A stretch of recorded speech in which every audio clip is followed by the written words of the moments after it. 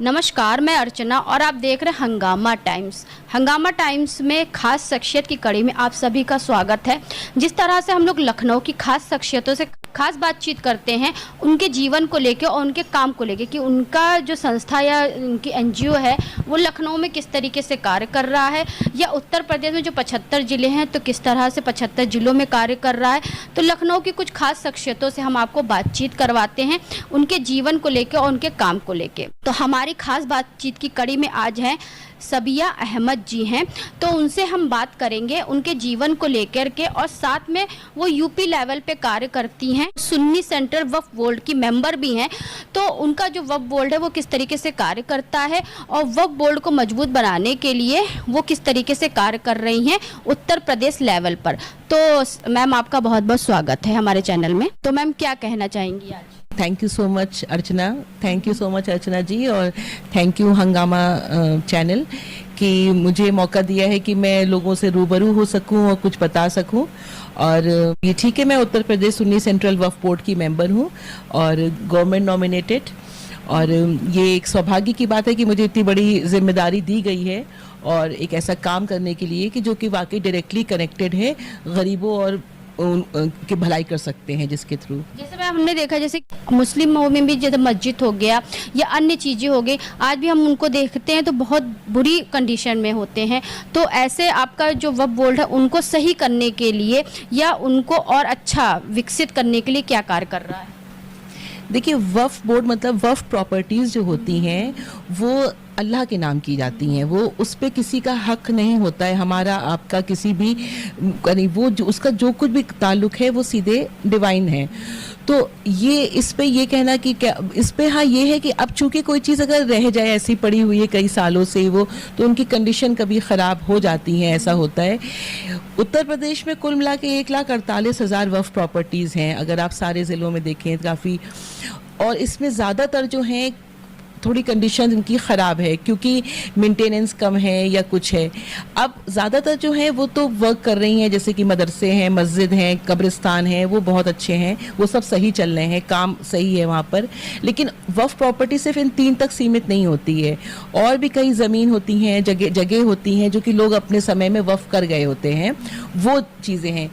उन चीज़ों पे अगर कुछ मेहनत की जाए, उन जगहों पे काम किया जाए, उनका थोड़ा ऐसा कुछ प्लान किया जाए कि एक विजन बना के कि उससे जो मतलब रहे फ़ायदा, तो गरीबों और जो मजलूम है उन तक फ़ायदा पहुंच सके।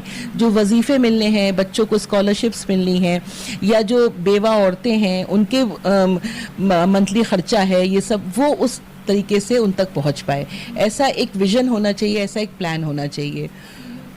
जैसे अभी आपने बताया था बहुत चीज़ें आपने ऑनलाइन कर दी है, आप कितने सालों से इसमें जुड़ी हुई हैं? देखिए, मुझे तो अभी 2021 में बनाया गया था वक्फ बोर्ड मेंबर, और उसके बाद से चूंकि ये देखिए सिस्टम जो है वक्फ बोर्ड का, ये तो तकरीबन कई सालों 40-50 साल पुराने सब चल रहे हैं सिस्टम। तो अब हमने इसको बने हैं तो हमने थोड़ा सा जो एफर्ट कर सकते हैं वो हमने ये किया है कि कोशिश हम कर रहे हैं कि जितना हो सके कि इसको ऑनलाइन हम कर लें। तो धीरे धीरे ये हुआ है कि हमने वेबसाइट उसका फुल्ली फंक्शनल इंटरैक्टिव कर लिया है, जिसमें FAQs करके जितने भी आपके मन में सवाल हैं वक्फ को लेकर, वो सब उस वेबसाइट पे क्लियरली मेंशन रहते हैं, उसके जवाब रहते हैं, उसके कॉन्टैक्ट नंबर्स रहते हैं। तो लोगों के पास एक क्लियर कम्युनिकेशन हो गया है वक्फ ऑफिस से कनेक्ट होने का थ्रू दैट वेबसाइट। प्लस जो वक्फ प्रॉपर्टी यानी कि जो औकाफ होते हैं, औकाफ का रजिस्ट्रेशन प्रोसेस जो होता है वो काफ़ी एग्जॉस्टिंग हुआ करता था। उसके लिए लोग बागपत से, झांसी से, सहारनपुर से, दूर दूर से आते थे और हफ्तों यहाँ ऑफिस में मतलब इधर उधर पड़े रहते थे। फिर धीमे धीमे टाइम लगता था उनको अपनी प्रॉपर्टी वक्फ की रजिस्टर कराने में। तो ये काम अभी 28 मार्च को हम लोगों ने हमारे चेयरपर्सन ने और हम लोगों ने सबने टीम ने मिलके कंप्यूटर टीम से कनेक्ट होके उसको ऑनलाइन करवा दिया है। तो अब आप कहीं भी यूपी में हैं या कहीं पर भी हैं, वहाँ से आप उस लिंक पे जाके, वेबसाइट पे जाके औकाफ रजिस्ट्रेशन लिंक के थ्रू सारे फॉर्म भर सकते हैं, वहीं पे स्कैन करके डॉक्यूमेंट लगा सकते हैं। इवन जो उसकी फ़ीस है वो भी आप ऑनलाइन ही रेजर पे के थ्रू पे कर सकते हैं। और इसके अलावा सेकंड कोई ऑप्शन रखा ही नहीं है, मतलब रजिस्ट्रेशन होने तो थ्रू ऑनलाइन ही होने हैं। ऑफलाइन का आपने सिस्टम खत्म कर हाँ, रजिस्ट्रेशन वाला वो ख़त्म कर दिया ताकि बिल्कुल ट्रांसपेरेंसी रहे, और हम लोग की बहुत अच्छी तादाद में चीज़ें सब रजिस्टर हो रही हैं। किसी को अपनी प्रॉपर्टी अगर वक्फ में देना हो तो इसलिए आपने ये चीज़ करवा दी है। हाँ, जैसे रजिस्टर होती हैं जो प्रॉपर्टीज़ वफ़ की पड़ी हुई हैं, नहीं रजिस्टर है, कराना चाहिए उनको, तो वो चीज़ें ऑनलाइन आसानी से हो रही हैं। अब वो जो पढ़े लिखे ज़्यादा लोग थे नहीं, ज़्यादातर इसमें कम पढ़े लिखे लोग इन्वॉल्व होते हैं, तो वो लोग ज़्यादातर अब क्या कर रहे हैं, पीसीओ चले गए, पीसीओ में 100 200 400 दिया और अपना काम मतलब हो जाता है। तो कई जो मीडिएटर अननेसेसरी बॉडीज़ थी बीच की, वो की ज़रूरत नहीं है अब, और डायरेक्टली काम मतलब जो बीच के लेन देन वाले थे, भ्रष्टाचार को आपने एक तरह से खत्म कर दिया। मतलब काफ़ी हद तक की जो रजिस्ट्रेशन वाला काम है वो हम लोगों ने ट्रांसपेरेंट कर लिया है। यानी कि जो लोग इतनी दूर से आते थे, जैसे कुछ लोग लखनऊ आए या कहीं और जाए अपना रजिस्ट्रेशन करवाने के लिए, तो जैसे बीच में रजिस्ट्रेशन जो कर रहा 100-200 रुपये अगर वो लेता है 1200 रुपये में, तो वो चीज़ आपने वो सिस्टम को थोड़ा सा कम कर दिया। प्लस इसके अलावा जैसे ये काम तो हो गया है, इसके अलावा अब हम लोग अगला स्टेप कर रहे हैं जो कि बहुत जल्दी प्लान कर रहे हैं। मीटिंग भी इसीलिए मैं लखनऊ भी आई थी स्पेशली। तो अब हम लोग अगला जो स्टेप कर रहे हैं वो ये कर रहे हैं कि जो प्रॉपर्टीज़ रिन्यू होनी है, प्रॉपर्टीज़ अब उनकी ड्यूरेशन हो गई है, वो रिन्यू करानी होती हैं, तो वो रिन्यू भी हम ऑनलाइन करा सकते हैं। कब मीटिंग हुई थी मैम इसकी? परसों। हाँ, तो अब हम लोग ये है कि हम लोग की डेडलाइन दे दी है हम लोगों ने टीम को कि इस टाइम तक के, और ये पूरा फ्रेम दे दिया है कि इस टाइम तक के हम लोग इसकी रिन्यू वाला जो प्रोसीजर है वो भी कंप्लीट हो जाए, वो भी चीज़ें सीधे ऑनलाइन हो जाए। आप तो आपको किसी को अपनी प्रॉपर्टी रिन्यू भी करानी है तो वो सीधे ऑनलाइन ही करा सकता है। उसका पेमेंट भी जो फीस आती है वो भी ऑनलाइन ही पे कर देगा, और उसको रसीद भी ऑनलाइन ही मिल जाएगी। मैम कुछ लोग जैसे कम पढ़े लिखे होते हैं या कुछ महिलाओं को इस तरीके से बातें नहीं पता होती हैं, तो उन तक कैसे पहुँच करके उनको जागरूक करते हैं? ये तो आप बहुत सही बात कह रही हैं कि ये अवेयरनेस तो बहुत ही ज़्यादा है ही नहीं, मतलब बहुत इसकी वजह से एक ह्यूज वैक्यूम है पूरा। मतलब ये जो है ना, ये तो समझ लिए अच्छे हम लोग इतने नॉलेजेबल हो के हम लोग को आधी नॉलेज होती है, तो फिर इन बेचारों को तो बहुत ही कम नॉलेज है। तो वहाँ तक पहुँचने में वाकई वक्त लगता है, मुश्किल लगता है, लेकिन हाँ उन लोग के सोर्सेज होते हैं, कनेक्ट होते हैं, फिर वो लोग आ जाते हैं। और फिर ये जो काम करवाना है, ये पीसीओ वाला 100-200 रुपये में आपने उसकी फ़ीस दी और वो आपके साथ फॉर्म वॉर्म भर के सबमिट करवा देता है। तो ज़्यादा इसमें अब उन लोग को अब दिक्कत नहीं हो रही है, जो हमें फीडबैक मिला है सब। अच्छा मैम, एक सवाल और, ये तो आपका वक्फ बोर्ड से जुड़ा हुआ कार्य हो गया, जैसे महिलाओं के क्षेत्र में अभी भी जैसे कि बहुत सी मुस्लिम महिलाएं हैं जिनको अपने अधिकारों के बारे में जानकारी नहीं है, 3 तलाक को लेकर के भी कहिए और अन्य चीज़ों को भी लेकर कहिए, तो महिलाओं के क्षेत्र में आप कैसे कार्य करते हैं? महिलाओं के क्षेत्र में देखिए, बेगर्स कांट बी चूजर्स। आप एक औरत के मतलब वजूद की बात कर रहे हैं, उसके सर्वाइवल की बात कर रहे हैं, तो ये राइट्स तो बहुत बाद में आते हैं। जिसको खाने को नहीं मिल रहा है, जिसको पहनने को नहीं मिल रहा है, जिसके बच्चे स्कूल नहीं जा पा रहे हैं, वो उन कश्मकश में इतना परेशान है, वो उन तक पहुंचती है, वो राइट्स तक बेचारी क्या पहुंचेगी।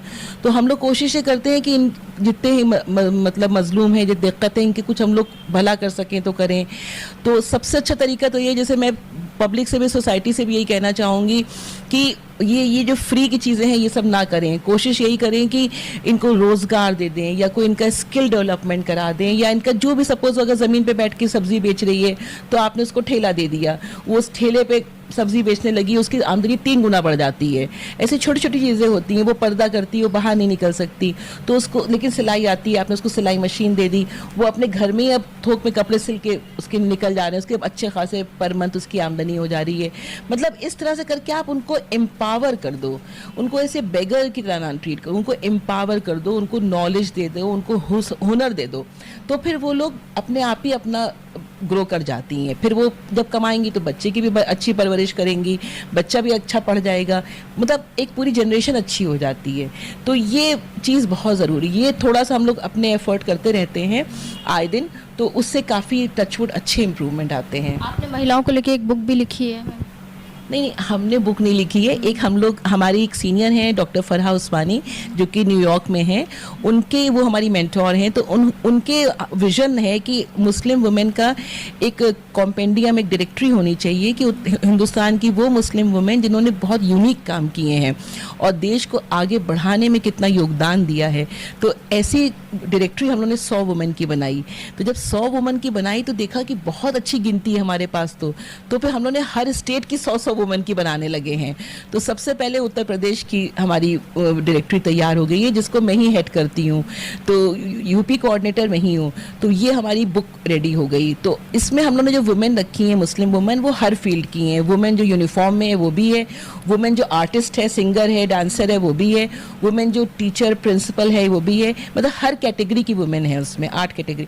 और प्लस ये है कि सबने जिन्होंने बहुत एक्सेल किया है, नेशनल इंटरनेशनल अवार्ड्स पाए हैं, उनको डायरेक्ट। अब हमने वो लिस्ट कंप्लीट हो गई, बुक भी छप गई। अब हम लोग 2023 की नई लिस्ट ला रहे हैं, RBTC यूपी 2023। वो लिस्ट भी हम लोग की कुछ ही दिनों में रेडी हो जाएगी। उसकी भी बुक हम लोग प्रिंट कराएंगे। हिंदी में वर्जन है? हिंदी वर्जन आप बिल्कुल सही कह रही हैं, कई लोगों की रिक्वायरमेंट आई है, उर्दू वर्जन की भी आई है कि हमें इसकी अगर मिल जाए। लेकिन ऐसा ही टोल्ड यू कि हम लोग की टीम थोड़ी छोटी है अभी, और प्लस ये कि हम लोग अभी लिस्ट ही बनाने में इतने एग्जॉस्ट हो जाते हैं कि इसका जो ट्रांसलेशन है वो उस पर भी वर्क करना है। ऐसी जो महिलाएं हैं जो बहुत गरीब हैं या फिर मलिन बस्ती में रहती हैं या आउटसाइड में रहती हैं, अगर उनको जैसे इंग्लिश नहीं पढ़ पाती, हिंदी पढ़ पाती हैं, तो कहीं ना कहीं ऐसी मोटिवेट महिलाओं की कहानी पढ़ के वो खुद मोटिवेट। हाँ, पर्पस यही है। पर्पस हम लोग का यही था, जब बुक छापी है तो पर्पस यही था कि एक जो स्टीरियोटाइप दिमाग में बना हुआ है वो तो टूटेगा ही, प्लस जो दुनिया जहाँ की जो बच्चियां हैं वो देखेंगी कि इन्हीं में, हम ही में से कोई बच्ची गई थी और इसने NCERT दिया, NTSE दिया, और फिर इसका बिट्स में एडमिशन हो गया, फिर कैंपस से प्लेसमेंट हुआ, ये आर्मी में चली गई, आज वो मेजर है आर्मी में। तो ये बच्चियां इंप्रेस होती हैं कि हम भी कल को ऐसे बन सकते हैं। क्लास 7th 8th से ही वो मतलब कन्विंस हो जाती हैं। तो ये आप बिल्कुल ठीक कह रही हैं, हम लोग भी यही कोशिश करते हैं कि ऐसी बच्चियों को एड्रेस करें।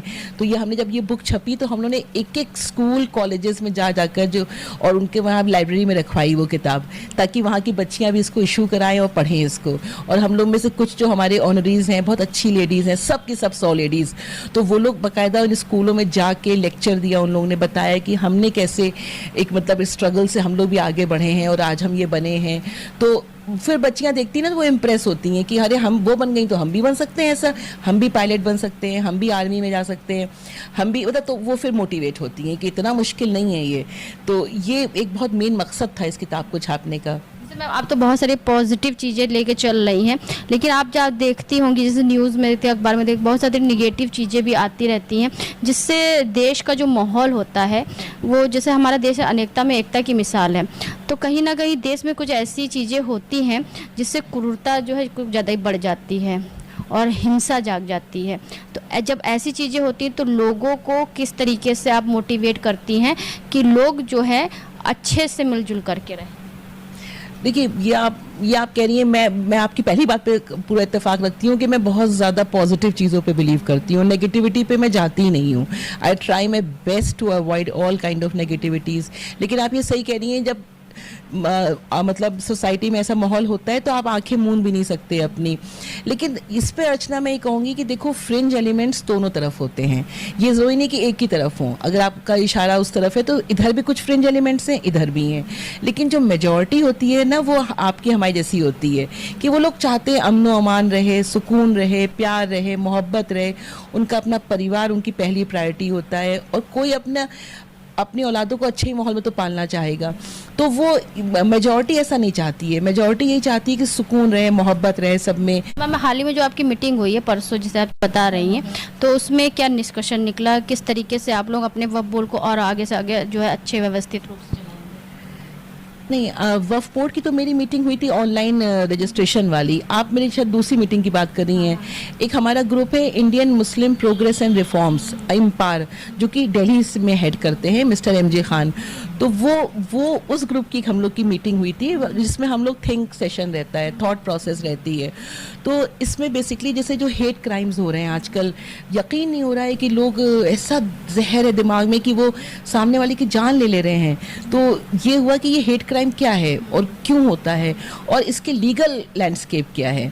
तो उसके लिए हम लोग के लॉयर हैं जनाब सऊद रईस साहब, वो खुद आए थे, और जो जैसे आपके सवाल हैं ऐसे हमारे भी सवाल थे कुछ, कि भाई हम सब के सवाल थे कि ये होता क्या है, इसकी वजह क्या होती है, इसका सोल्यूशन क्या है।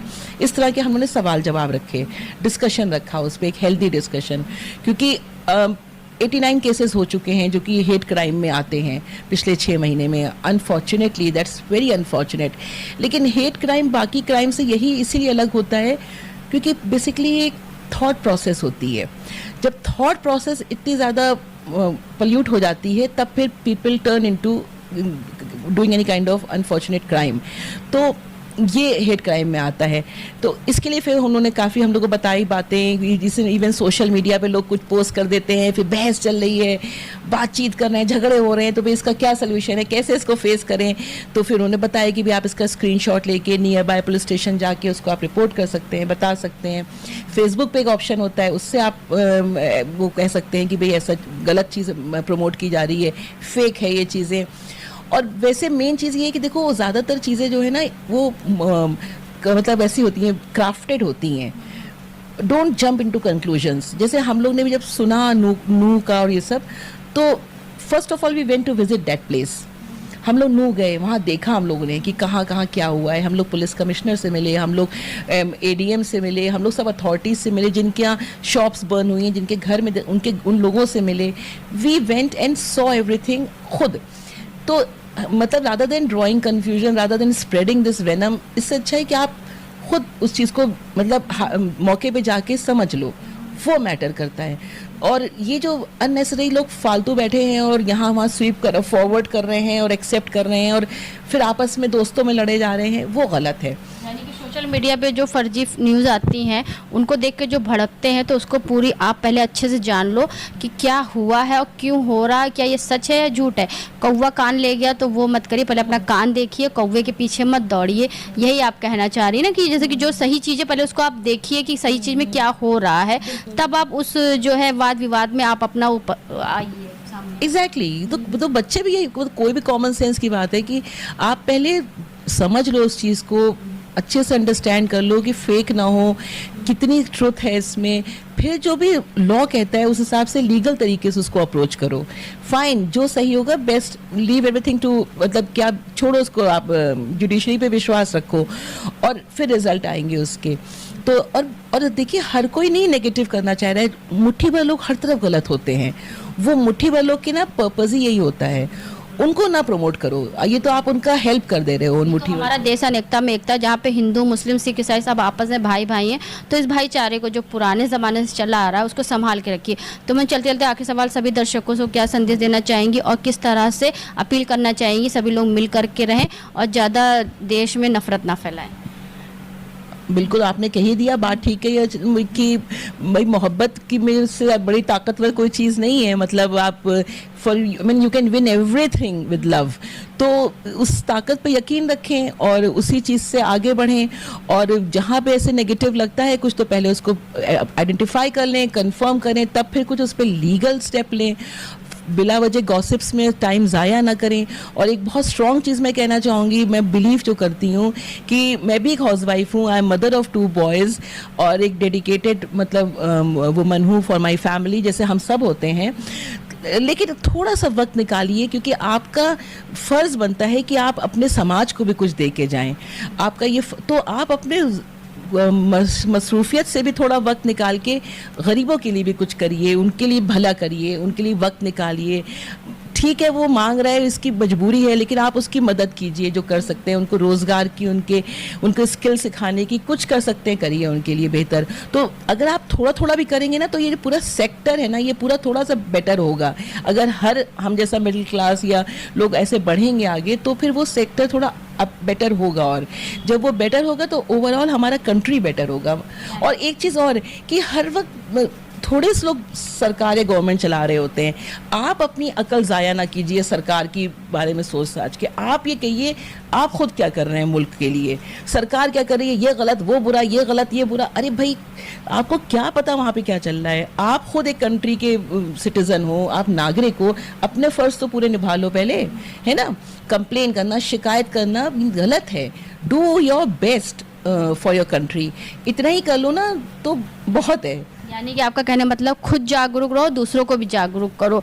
आप तो जागरूक देश के जागरूक नागरिक बनो, साथ में आपके जो आसपास लोग ऐसे लोग हैं जिनको आपकी जागरूकता की ज़रूरत है, तो उनको भी जागरूक करिए और खुद भी जागरूक होइए। तो ये थी हमारे साथ में सबिया अहमद जी, जिनकी विचारधारा आपने सुनी कि किस तरह से वो देश की एक जागरूक नागरिक के रूप में लोगों के बीच में आती हैं और लोगों को जागरूक करती हैं। हाल ही में उनकी मीटिंग हुई थी हेट क्राइम को लेकर के कि लोग जो सोशल मीडिया पे थोड़ा सा भड़काऊ बयान देखते हैं उससे भड़क जाते हैं और क्राइम की तरफ वो बढ़ जाते हैं। ऐसे क्राइम को रोकने के लिए वो खुद भी कार्य करती रहती हैं और दूसरों को भी जागरूक करती रहती हैं। साथ में वो यूपी लेवल पे भी काम करती हैं सुन्नी सेंट्रल वक्फ बोर्ड की मेंबर बन करके वक्फ बोर्ड को मजबूत बनाने के लिए। तो आज हमारी खास शख्सियत में थी सबिया अहमद जी, जिनकी विचारधारा आपने सुनी, जिन्होंने बताया वो देश में बढ़ते हुए क्राइम को किस तरह से रोकती हैं और खुद भी जागरूक रहती हैं और दूसरों को भी जागरूक करती हैं। तो ऐसी खास शख्सियत की कड़ी में हमारे साथ बने रहिएगा,